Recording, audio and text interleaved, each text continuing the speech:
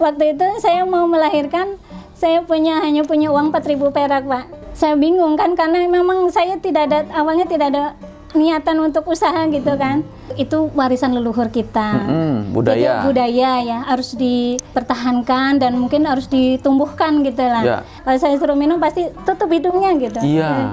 Biar masuk semua. Iya. Saya untuk memulai usaha dari itu banyak sekali Pak tantangan saya. Apa saja itu? Obat kimia mentok, dokter mentok, dukun mentok, Lah, itu baru apalagi ke herbal.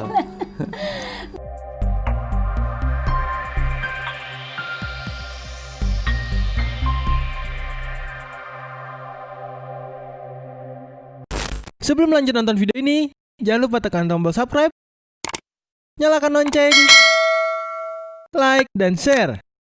Selamat menonton! Assalamualaikum warahmatullahi wabarakatuh. Senang sekali saya Syakib Mahmud bisa bertemu di Redaksi Bertanya. Kali ini saya mendatangi seorang pelaku UMKM. Sudah lebih dari 15 tahun dia tekuni bidang ini. Nama produknya Herblas. Beliau adalah Ibu Susi, sudah ada di samping saya. Apa kabar, Bu? Alhamdulillah sehat, Pak. Sehat ya? Iyalah, Ibu kan bergerak di bidang kesehatan. Jadi, Ibu, ini kita langsung saja obrolan kita kali ini. Awalnya kenapa kok jamu? Nggak ke kuliner gitu loh yang sekarang lagi lagi menjanjikan. Ngejamu kan susah. Iya, jamu itu susah. Gimana? Awalnya saya sih suka memperhatikan jamu itu bener sih, bener nggak ada khasiatnya apa enggak. Dari situ orang-orang banyak yang minum jamu ya gitu. Terus saya nyoba aja tuh beli jamu. Berarti dari ibu kecil itu ya, Iya, udah dikenalkan. Kenal sih, dari kenal. Ya, setelah rumah tangga saya juga memperhatikan kenapa orang-orang kok rajin minum jamu. Apa ada khasiatnya? Saya belum yakin itu benar, belum yakin benar dengan khasiat jamu itu. Akhirnya saya nyoba beli dengan jamu gendong. Biasa kan ibu-ibu di sini banyak yang minum jamu gendong. Akhirnya saya beli jamu gendong itu. Ternyata saya tanyain itu, Mbak, kok tangannya nggak kuning-kuning, kenapa? Kata beliau jawab, saya yang gampang aja Mbak, yang serbuk gitu. Oh, yang instan. Yang instan serbuk, jadi diseduh gitu kan, praktis gitu. Padahal waktu itu rempah banyak banget, nggak keolah. Akhirnya saya ingat waktu kecil ibu dan nenek almarhum saya suka bikin jamu, Pak. Kalau pagi rempah-rempah banyak, empon-empon ditumbuk, kasih air, diperas dan diminum. Termasuk saya itu suruh minum. Kalau saya suruh minum pasti tutup hidungnya gitu. Iya. Biar masuk semua. Iya. Saya ngikut aja tuh. Nah, akhirnya saya pun bikin gitu, Pak. Jadi waktu itu saya masih kerja terakhir di salah satu perusahaan. Setiap saya haid, saya bikin sama seperti yang sama ibu saya. Sengaja buat. Iya, belum tahu cara bikin jamu, pokoknya tumbuk-tumbuk begitu aja, kasih air. Otomatis tangan saya kan kuning, Pak. Ya. Nah, dari situ teman-teman saya pasti kalau lihat tangan saya kuning, Mbak bikin jamu ya? Iya, saya bikin jamu. Akhirnya karena saking seringnya teman saya tuh malu kan kalau itu, udah Mbak bikin jamu yang enak aja gitu. Loh, kok jamu-jamu kok enak sih Mbak? Iya, nggak apa-apa, nanti saya beli gitu. Dari situ memang dari dulu saya selama 13 tahun itu kerja di research development, Pak, di makanan dan minuman, jadi tidak terlalu sulit untuk bikin produk baru. Akhirnya saya ngambil produk kompetitor yang lain, saya trial, saya bandingin, saya panel, dan ternyata alhamdulillah banyak punya saya yang disukain gitu. Iya. Dari situ waktu itu anak-anak saya masih kecil-kecil. Kalau anak-anak udah tidur, saya numbuk. Tumbukannya pun masih ada, blender. Itu terus saya bawa pakai jerigen, Pak, ke tempat kerja. Waktu itu kan masih susah ya untuk kemasan-kemasan kayak gitu. Akhirnya di tempat kerja ada botol yang nggak kepake atau apa, saya tempatin di botol. Nah, dari situ suami saya melihat kan, kebetulan suami saya bekerja juga di industri minuman gitu, menangani tentang botol beling. Akhirnya coba pakai botol beling seperti ini kemasannya. Akhirnya pakai botol beling dan loh, kan ini penuh. Kenapa sekarang berkurang sedikit gitu? Oh, itu namanya vakum katanya gitu, kata suami saya. Dan dari situlah saya mulai bikin jamu yang pakai botol sederhana, label hitam putih seperti itu. Dari situ kita mulai banyak belajar, terutama suami ya yang belajar. Saya namain itu produk pertama saya itu kunyit asam. Iya. Jadi kalau kemana-mana saya selalu, pokoknya apa yang saya omongin kalau ketemu teman atau di jalan, ini ada kunyit asam. Ketemu gitu. sama kemudian mengambil brandnya kemudian Hairblast itu kenapa? Hairblast itu dari apa ya yang untuk brand yang bagus kata. Karena rempah saya banyak, akhirnya saya namain Hairblast gitu. Saya bareng sama Artinya suami. apa sih, Bu? Hairblast itu herbal yang banyak dibablasin, Pak.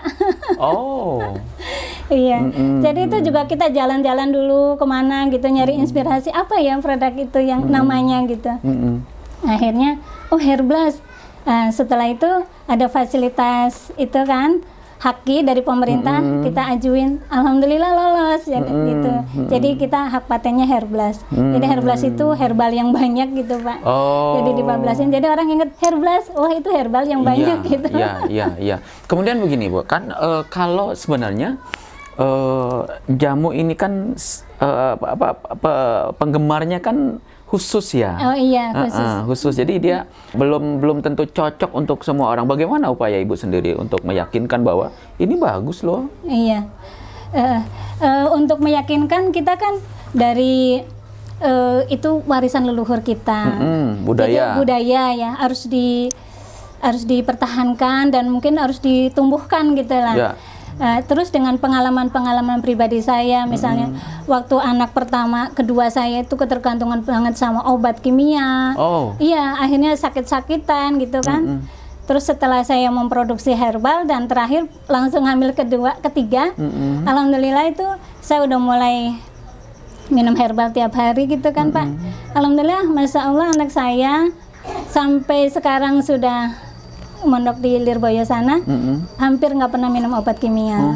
Jadi kita udah di keluarga atau teman-teman atau tetangga kita sudah biasa minum minum herbal dan cara menangannya. Kalau sedang sakit, apa sih yang kita lakukan gitu? Jadi tiba-tiba harus timbang panas sedikit, langsung ke rumah sakit atau mana? Itu enggak. Kita penanganan sendiri dulu gitu. Kan kita belajar gitu dari anak, misalnya kalau anak kecil anget atau panas itu wajar, mungkin toksinya terlalu banyak atau lagi anak kecil mau pinter juga kan anget. Nah saya kadang-kadang ke teman-teman atau ke tetangga atau kemana, ayo kalau anak anget kita kompres dulu. Nah kompres terus kasih madu, udaranya yang segar seperti itu. Jadi insya Allah paling nggak nyampe 3 hari juga udah. Nah kalau pengetahuan tentang misalkan bahwa kunyit ini sendiri bagus untuk ini rata-rata karena saya lihat produk Ibu dasarnya kunyit semua. Iya, dasarnya kunyit. Kenapa pilihannya kunyit itu kan banyak sekali manfaatnya. Selain untuk melancarkan peredaran darah, antibiotik, anti radang, semuanya di situ melancarkan menghaluskan kulit juga, membuat cerah wajah dan lain-lain. Dan bahan itu banyak sekali di tanah di kita ini. Jadi akhirnya saya memilih kunyit. Sebetulnya awal-awal usaha itu saya punya banyak pilihan, Pak. Karena saya emang backgroundnya di makanan, jadi pertama keluar dari perusahaan saya mandiri. Jadi semua apa ya yang saya kerjain, jamu saya bikin, kecap saya bikin, tauco juga bikin, sambal tauco dan lain-lain. Akhirnya saya di Dinas Perdagangan ada Pak Maman, saya ingat sekali, Bu, sebetulnya Ibu apa sih yang mau dimunculkan dari usaha Ibu? Dari sekian banyak. Iya, dari sekian banyak gitu. Saya bingung kan karena memang saya awalnya tidak ada niatan untuk usaha gitu kan. Akhirnya kalau mau usaha itu kata Pak Maman, dari bangun tidur mau tidur satu aja yang diingat, jangan macam-macam. Dari situ ya udah deh, akhirnya saya ambil aja kunyit yang manfaatnya untuk kesehatan orang banyak ya, kesehatannya banyak untuk pribadi, untuk masa depan. Ibu pilihan kunyit itu sendiri, pilihan kunyit itu sendiri kan Ibu kan sudah di antara semua rempah-rempah ini gitu loh. Tiba-tiba kunyit apa dulu ini nggak salah satu-satunya dilihat gitu, pakai riset nggak sih? Oh, kita pelajarin aja Pak. Kita beralir natural aja. Dari situ kan dari mulai belajar bikin jamu itu saya nggak diem aja pala. Jadi kita mulai belajar, ikut seminar, pokoknya ikut ada pelatihan-pelatihan saya selalu ngikut dan terutama suami saya sering buka-buka Google. Kalau sekarang gampang ya Pak. Kalau dulu kan HP susah. Betul, jadi sering cari-cari buku, saya sering ke perpus gitu Pak.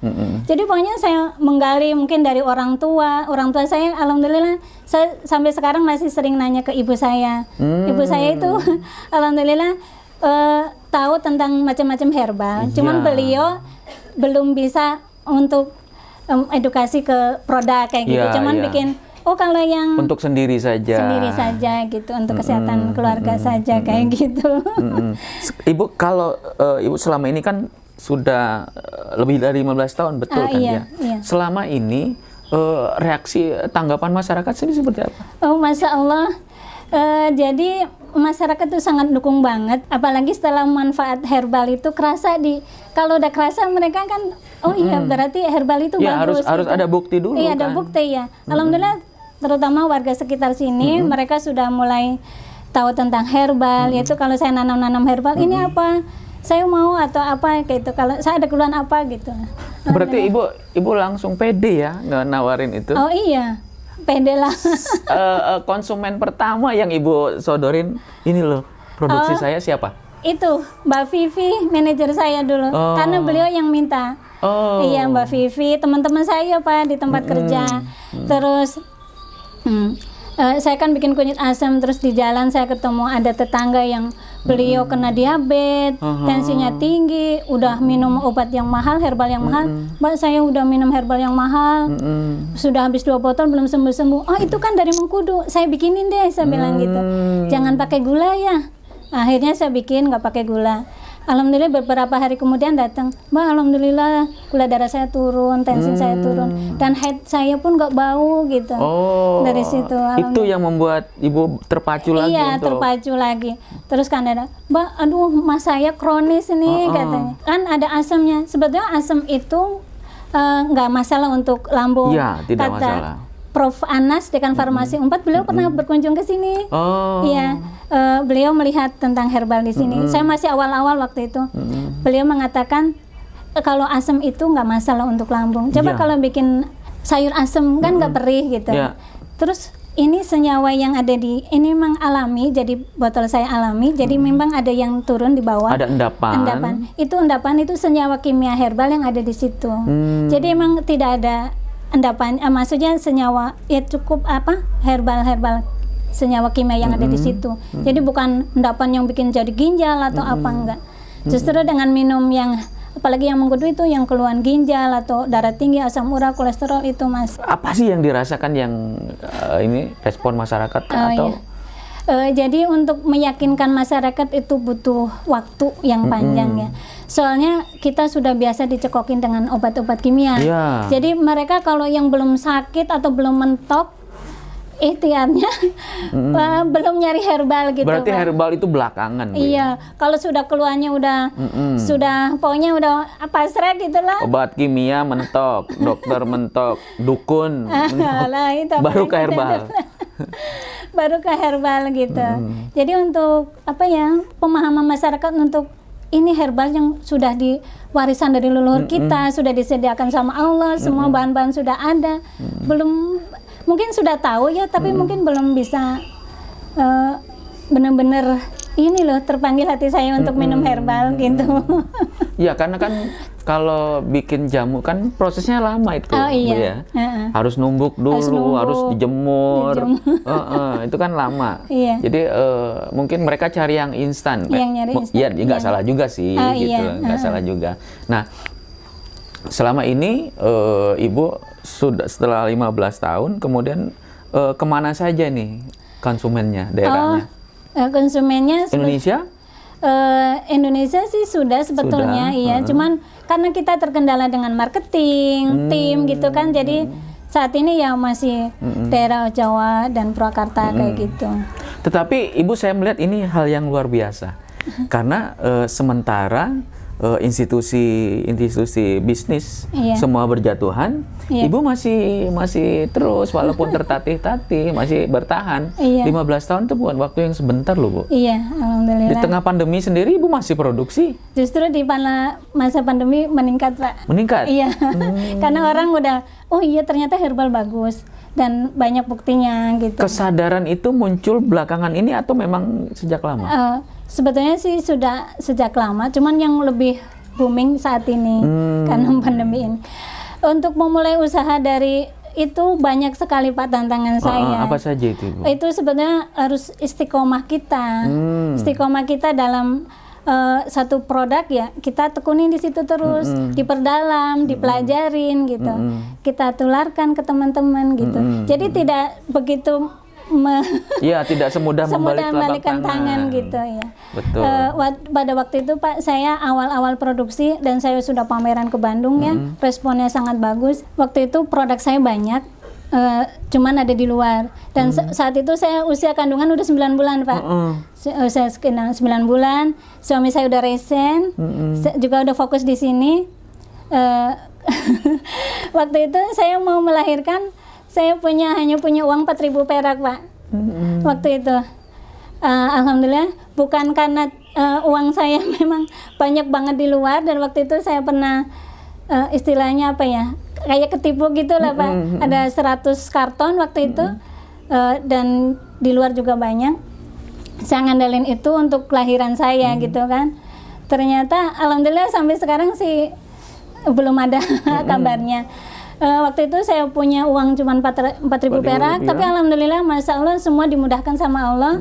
Saya lahirannya gampang gitu ya, dan rezeki selalu ada terus gitu. Ya kita mengandalkan cuma jualan jamu itu aja. Iya. Jadi pernah juga ya ini sama orang dimanfaatkan sama orang lain. Iya.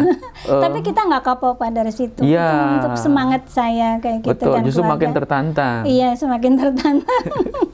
Saya pikir Ibu landai-landai saja ini. Enggak juga ya? Enggak yang lah. paling ekstrim itu saja atau ada yang lain?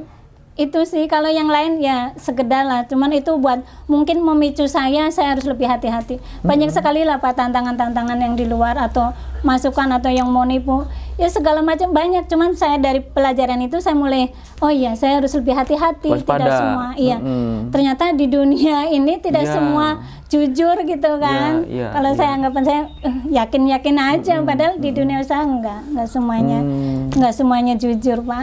Bagaimana cara Ibu melihat bahwa ketika misalkan ada customer, kemudian dia, oke, aku beli banyak, Ibu biasanya kan punya sekarang dari insting pun kadang-kadang udah, dari insting atau dari itu, ini mah ditanggapin, cuman gak serius gitu Pak biasanya. Ya cuman, kita harus lebih hati-hati lah. Udah tahu mungkin trik-trik orang seperti apa kayak gitu. Nah lalu begini Bu, Ibu kan memanfaatkan sumber daya yang ada di sekitar saja. Oh iya. Belum ada khusus gitu ngambil misalkan dari Jawa atau dari tempat Ibu. Oh iya. Kalau herbal yang saat ini ternyata di Pegunungan Purwakarta Pak, itu herbalnya banyak banget. Ada kunir putih, temulawak, ada temu giring, ada temu mangga, ada pokoknya herbal-herbal kayak secang, ada kibau, ada segala macam itu di hutan banyak banget Pak. Wah, saya juga baru sekarang ketemu, ternyata ada temu-temu banyak banget. Iya Pak, temu itu banyak banget. Kalau dulu saya masih bingung, aduh ini datang beda-beda semua, saya bingung ini mana ya. Tapi setelah sekarang udah tahu, oh ini temu giring, ini temu lawak, ini kunir putih, ini kalau temu untuk mangga. Mengetahui khasiatnya Ibu tanya ke Ibu lagi ke enggak, sekarang kan ada Google, ada buku, gitu. ada banyak gitu. Ya kalau yang nggak ada di sini, saya kadang ada ke Jogja atau kemana. Sekarang kan online gampang. Iya betul. Itu kan kalau yang untuk bikin pria dewasa kan ada Purwoceng, ginseng, tribulus, di sini kan nggak ada. Jadi saya keluar gitu, yang optimalkan yang ada di sekitar lingkungan sini. Iya. Jadi Masya Allah warga sini antusias banget Pak dengan menanam herbal, dengan banyak membantu di produksi sini gitu. Jadi alhamdulillah semuanya mendukung. untuk menekuni bisnis ini memang tidak mudah. Iya. Di tengah pandemi ini, semua bisnis-bisnis, apalagi yang konvensional, Iya. semuanya bertumbangan. Ibu Susi masih tetap bertahan di jalur ini. Kita akan gali lebih jauh, sebenarnya apa sih yang membuat dia kemudian tertantang dengan menekuni bisnis, kalau saya bilang jamu, tapi beliau bilang belum, jangan jamu. Kita akan tanya setelah ini.